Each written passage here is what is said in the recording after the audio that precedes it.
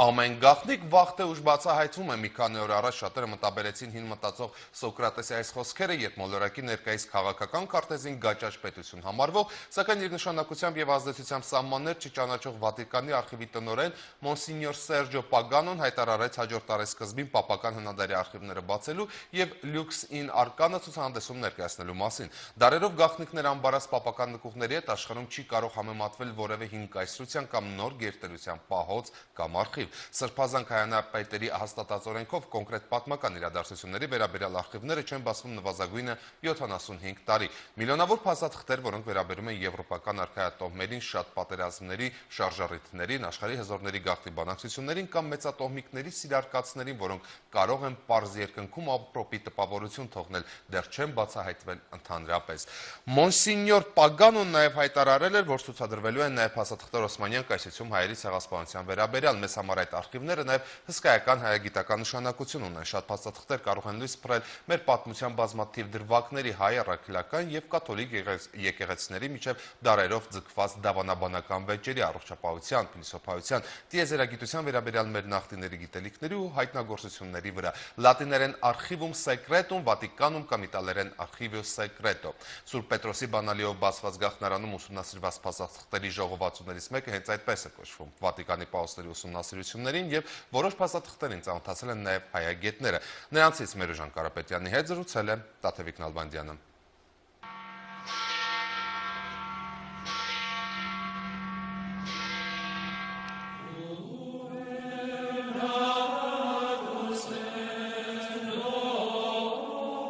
Ինչ գաղտնիքներ են թաքցնում ինդուլգենցիայի 7000 հաստափոր հատորները կամ ում դավադրությամբ հափշտակվեցին Պետրարկայի ձեռագրերը։ Ինչ էր գրում Հռոմի Պապ Ալեքսանդր 6-րդ Բորջյան իր սիրեցյալներին Լուկրեցիային կամ Ջուլիա Ֆարնեզեին անձնական գրագրության ժամանակ։ Այստեղ կարելի է գտնել ապշեցուցիչ փաստաթղթեր, ասեն Գալիլեի դատավարության բոլոր սղագրությունները, Հենրիխ VIII-ի նամակները Աննա Բոլեյնին կամ կոնգրեգացիայի ծեսերի արխիվները, կանոնականացման վեճերից մինչև սատանայի փաստաբանների հաշվետվություններ կամ Մոնցիկուսանոցի բնակիչների կյանքի ինտիմ մանրամասներ։ Այս հաստատությունը կոչվում է Archivum Secretum Վատիկանում, Վատիկանի գաղտնի արխիվներ։ Հռոմի Սուրբ Աթոռի այս եզակի պահոցը կոչվում է գաղտնի, քանի որ Պապի մասնավոր արխիվն է եւ սահմանափակ է այցելությունների համար։ Առաջին անգամ գիտնականների համար այն բացվել է 1881 թվին, սակայն այցելուներին հասանելի են մինչև 1922 թվի ակտերը։ Դուք կարող եք հետազոտել ցանկացած փաստաթուղթ, բայց չեք կարող մուտք գործել արխիվ։ Փաստաթուղթը ձեզ կտրամադրվի, եթե հայտագիր լրացնեք, բայց ձեզ չեն տրվի այն փաստաթղթերը, որոնց 75 տարին դեռ չի լրացել։ Այստեղ մինչև այժմ գործում է 100-ամյա կանոնը։ Վերջին 100 տարվա նյութերը այսօր փակ են եւ անմատչելի բացարձակապես բոլորի համար։ Դա ընդունված եւ ընդունելի կարգ է աշխարհի բոլոր արխիվներում։ Ըստ որոշ մեկնաբանությունների այս կանոնի բացակայությունը աշխարհի ուժեղների կեսին կստիպեր կյանքը ավարտել ինքնասպանությամբ։ Չկա աշխարհում հաստատություն, որը կարող է համեմատվել Վատիկանի գաղտնի արխիվների հետ։ Միայն գրադարակների երկարությունը այստեղ 40 կիլոմետր է, հատորների թիվը բազմահազար։ Որոշ հատորներ այնքան հաստ ու ծանր են, որ մի մարդու ուժերից վեր է դրանք բարձրացնել։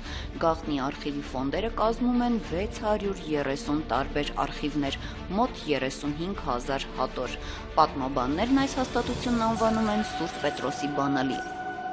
Առանց այդ բանալու հնարավոր չէ հասկանալ անտիկ շրջանի եւ միջնադարի պատմությունը։ Այստեղ ամփոփված է հռոմեական կայսրության եւ նրա հետ առնչված բոլոր երկրների ամբողջ փաստագրական դիվանը։ Դժվար է գտնել աշխարհում մի ժողովուրդ, որի վերաբերյալ հնարավոր չլինի նյութեր հայթայթել Վատիկանի գաղտնի արխիվներում։ Վատիկանի հավաքածուն երկու խոշոր բաժանում ունի։ Ամենամեծ գաղտնի արխիվները հնագույն ժամանակներից ձևավորված եւ 1622-ին հիմնված Պրոպագանդա Ֆիդեի հավատասպյուր ժողովի դիվանը, որ ձևավորվել է կաթոլիկությունը ծավալելու Հռոմի ջանքերի արդյունքում։ Ամեն տարի Վատիկանի արխիվում աշխատում են մոտ 1500 գիտնականներ աշխարհի բոլոր երկրներից 20-րդ դարի 90-ականներին 3 տարի այստեղ հետազոտություններ են կատարել նաև Հայաստանի Գիտությունների Ակադեմիայի Պատմության ինստիտուտի 2 գիտաշխատողներ, ինչ էին որոնում եւ ինչ բացահայտեցին։ Հայտնի է, որ 20-րդ դարի սկզբին, երբ կազմվեցին եւ հրատարակվեցին Վատիկանի ձեռագրած ցուցակները, առանձին հատորով դուրս տեսավ նաև Վատիկանի գրադարանի հայկական ձեռագրերի ցուցակը, սակայն հայկական վավերագրական հսկայական նյութը, որ ամբարված է Վատիկանի արխիվներում, մինչև այժմ ուսումնասիրված չէ։ Հայոց վերաբերյալ մեր 2 պատմաբանների տեսած եւ պատճենահանած ամենահին փաստաթղթերը վերաբերում են Կիլիկիայի թագավորության ժամանակաշրջանին։ Ամենավաղը, որ տեսանք, 8-րդ դարի հայերեն պատառիկ էր։ Իսկ փաստաթղթային առումով այն Կիլիկիո հայոց թագավորության շրջանից, ուրեմն արևմուտքի հետ քաղաքական եւ հոգեվոր հարաբերությունների վերաբերյալ մեջտեղ եկավ փաստաթղթերի շատ ամբողջական մի պատկեր։ Ռեգիստրների մեջ այստեղ բավականին ամփոփ պատկեր մենք ունեցանք, սկսած Լևոն առաջին թագավորից մինչև 13-րդ դարի առաջին քառորդ։ Բացառիկ փաստաթուղթ է Կիլիկիայի Լևոն Մեծագործ թագավորի ոսկե կնիքով նամակը Ինոկենտիոս 3-րդ պապին գրված 1216 թվին։ Այդ հազվագյուտ կնիքը հայագետներին առայժմ հայտնի է միայն Վատիկանի արխիվում պահվող օրինակներով։ Կարող եք երևակայել, երբ իսկապես շփվում եք, ասենք, թագավորական գրագրությունների հետ, ոսկե կնիկ, որ բացառիկ նմուշներ են, որ պահվում են Վատիկանի լավագույն հավաքածուի լավագույն մասերից են համարվում Լևոն առաջին թագավորի այդ ոսկե կնիկ փաստաթղթերը, շատ ազդեցիկ է եւ հրադարակված են իրենց ամենալավագույն ժողովածուներում, օրինակ ունեն Վատիկանի ոսկե կնիկները, այդպիսի հսկայական հադոշ, իշարս մյուս թագավորների ոսկե կնիկ դոկումենտների Լևոն թագավորի փաստաթղթերը եւս ամենաշքեղագույն հրադարակություններն են ունեցել։ Փաստաթղթերի մեջ իր տպավորիչ գեղեցկությամբ առանձնանում է հայոց Կոստանդին Բարձրաբերդի կաթողիկոսի մագաղաթե մեծադիր զարդանախշ նամակը Հռոմի պապին, որ ուղարկվել է 1225 թվին պապական լեգատ Դիմանչի ձեռքով։ Մագաղաթի մշակությունը Կիլիկիայում հասավ շատ բարձր աստիճանի եւ սա դրա լավագույն նմուշներից մեկն էր։ Մի մագաղաթ էր թափանցիկ, երկու կողմից տեքստը ընթեռնելի է, չեք երևակայում ինչ գեղեցիկ գրություն է, նախշած, ծաղկազարդ, ուրեմն գիր հավատող խոստովանության հայաստանյաց եկեղեցու։ Գաղտնի արխիվների ենթաֆոնդերից մեկում Վեսկովի ֆոնդում են պահվում Ոսկան Երևանցու 1668 թվի նամակները Կղեմես 8-րդ պապին։ Դրանք լատիներեն ինքնագիր շնորհակալական նամակներ են Ամստերդամից։ Հայտնելով, որ արդեն ավարտվել է Աստվածաշնչի հայերեն հրատարակությունը, պապին է ուղարկում տպագիր օրինակներից մեկը, աղերսելով ողորմածության արժանի դարձնել թուրքերի լծի տակ ճնշված իր ազգին։ Նույն ֆոնդում է պահվում Հակոբ Ջուղայեցու 1666 թվի մեծադիր նամակը պապին։ Շնորհակալություն հայտնելով իրեն նվեր ուղարկած սկիհի համար, նա խնդրում է, որ պապի կողմից գրվի Լեհաստան Նիկոլ Թորոսովիչին, որ մեր եկեղեցին պահի նախնական ավանդությամբ, ինչպես որ մնացել են մինչև այս վայրը։ Հետաքրքիր տեղեկություններ են պարունակում Երուսաղեմի Սուրբ Հակոբ վանքի պատրիարքական փոխանորդ Հովհաննես եպիսկոպոսի նամակները Սուրբ Աթոռի գահակալին եւ Վատիկանի պետական քարտուղար կարդինալ Չիպոին։ 1686 թվին գրված այդ նամակներում Հովհաննես եպիսկոպոսը պատմում է, թե ինչպես Պոլսից Երուսաղեմ ուղևորվող 200 հայ ուխտավորների նավերը թալանեցին ծովահենները միջերկրական ծովում եւ պապի միջնորդությունն է խնդրում հետ ստանալու համար իրենց իրերն ու ապրանքները։ Իդեպ հայտնի է, որ ծովահենները խրախուսվում էին եվրոպական միապետների կողմից միջերկրական ծովում իրենց տիրապետությունը հաստատելու համար։ Ինքը վերադառնում էր Հռոմից պապական նվերներով։ Գալիս է Պոլիս, Պոլսում կազմում է ուխտավորների բանակ, վարձում են մի քանի նավեր, 6 թե 7 եւ ուղևորվում են Երուսաղեմ։ Հոնիական կղզիների մոտ ծովահենների մի մոտ 1 տասնյակի չափ նավեր իրենց գալիոններով տանում են Նեոն կղզին, թալանում են լրիվ ուխտավորների ունեցվածքը, մեծ տառապանքներ են քաշում մի քանի ամիս ծովում մնալով։ Պապին նամակներով պատմում է, ասում է հանեցի եւ այս մարդկանց ցույց տվեցի